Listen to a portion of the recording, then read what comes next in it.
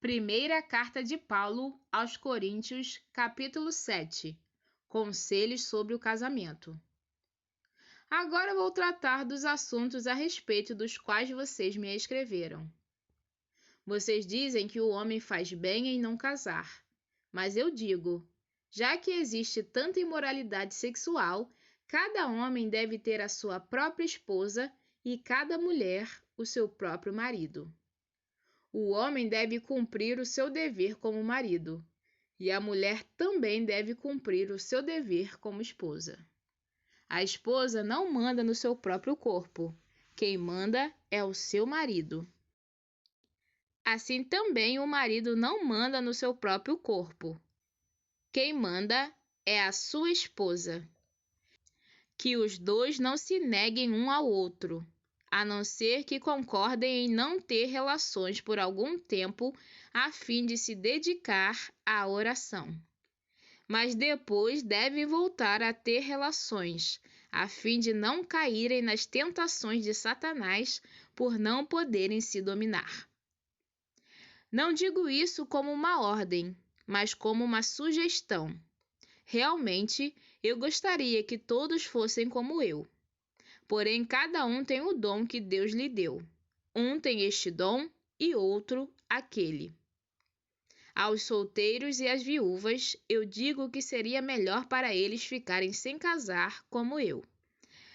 Mas, se vocês não podem dominar o desejo sexual, então casem, pois é melhor casar do que ficar queimando de desejo. Para os que já estão casados, tem um mandamento, que não é meu, mas do Senhor, que a mulher não se separe do seu marido. Porém, se ela se separar, que não case de novo, ou então que faça as pazes com o marido, e que o homem não se divorcie da sua esposa. Aos outros digo eu mesmo, e não o Senhor. Se um homem cristão é casado com uma mulher que não é cristã, e ela concorda em continuar vivendo com ele, que ele não se divorcie dela. E, se uma mulher cristã é casada com um homem que não é cristão, e ele concorda em continuar vivendo com ela, que ela não se divorcie dele. Pois Deus aceita o homem que não é cristão, por ele estar unido com a sua esposa cristã, e aceita a mulher que não é cristã, por ela estar unida com o seu marido cristão. Se não fosse assim, os filhos deles não pertenceriam a Deus. Mas, sendo assim, eles pertencem. Porém, se o marido não cristão ou a esposa não cristã quiser o divórcio, então que se divorcie. Nesses casos, o marido cristão ou a esposa cristã está livre para fazer como quiser, pois Deus chamou vocês para viverem em paz. Esposa cristã, como é que você pode ter a certeza de que não vai salvar o seu marido? E você, marido cristão, como é que você pode ter a certeza de que não vai salvar a sua esposa? Uma vida de obediência a Deus. Cada um deve continuar vivendo de acordo com o dom que o Senhor lhe deu e na condição em que se encontrava quando Deus o chamou. É essa a regra que eu ensino em todas as igrejas.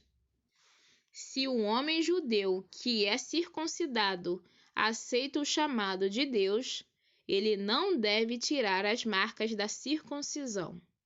E, se um homem não judeu que não é circuncidado aceita o chamado de Deus, ele não deve circuncidar-se. Não faz diferença estar circuncidado ou não. O que importa é obedecer aos mandamentos de Deus. Cada um deve continuar como era quando aceitou o chamado de Deus. Você era escravo quando Deus o chamou? Não se preocupe com isso. Mas, se você pode se tornar livre, então aproveite a oportunidade. Pois o escravo que foi chamado pelo Senhor é agora um homem livre que pertence ao Senhor. Assim também o homem livre que foi chamado por Cristo é escravo de Cristo. Deus comprou vocês por um preço. Portanto, não se tornem escravos de seres humanos. Irmãos, cada um deve continuar na presença de Deus, assim como era quando Deus o chamou. Conselhos para pessoas solteiras e para viúvas. Para os solteiros, eu não tenho nenhum mandamento do Senhor, porém dou a minha opinião como uma pessoa que, pela misericórdia do Senhor, merece confiança. Por causa dos tempos difíceis em que vivemos, eu penso que é melhor para um homem ficar como está. Você tem esposa? Então não procure se separar dela. Você é solteiro? Então não procure esposa. Porém, se você casar, não estará cometendo pecado. E, se uma moça solteira casar, também não estará cometendo pecado. Mas eu gostaria de poupar vocês dos problemas de cada dia que terão na vida de casados. Irmãos, o que eu quero dizer é isto: não nos resta muito tempo, e daqui em diante os casados devem viver como se não tivessem casado. Os que choram, como se não estivessem chorando. Os que estão rindo, como se não estivessem rindo. Os que compram, como se não fosse deles aquilo que compraram. Os que tratam das coisas deste mundo, como se não estivessem ocupados com elas. Pois este mundo, como está agora, não vai durar muito. Eu quero livrá-los de preocupações. O solteiro se interessa pelas coisas do Senhor porque quer agradá-lo. Mas o homem casado se interessa pelas coisas deste mundo porque quer agradar a sua esposa e por isso é puxado para duas direções diferentes. Quanto às mulheres, tanto as viúvas quanto as solteiras, elas estão interessadas nas coisas do Senhor porque querem se dedicar de corpo e alma a Ele. Mas a mulher casada se interessa pelas coisas deste mundo porque quer agradar o marido. Eu estou dizendo isso porque quero ajudá-los. Não estou querendo obrigar ninguém a nada. Pelo contrário, quero que façam o que é direito e certo, e que se entreguem ao serviço do Senhor com toda a dedicação.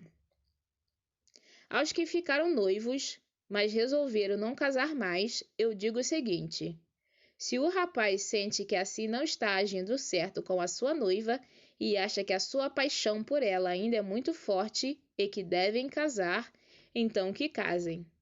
Não existe pecado nisso.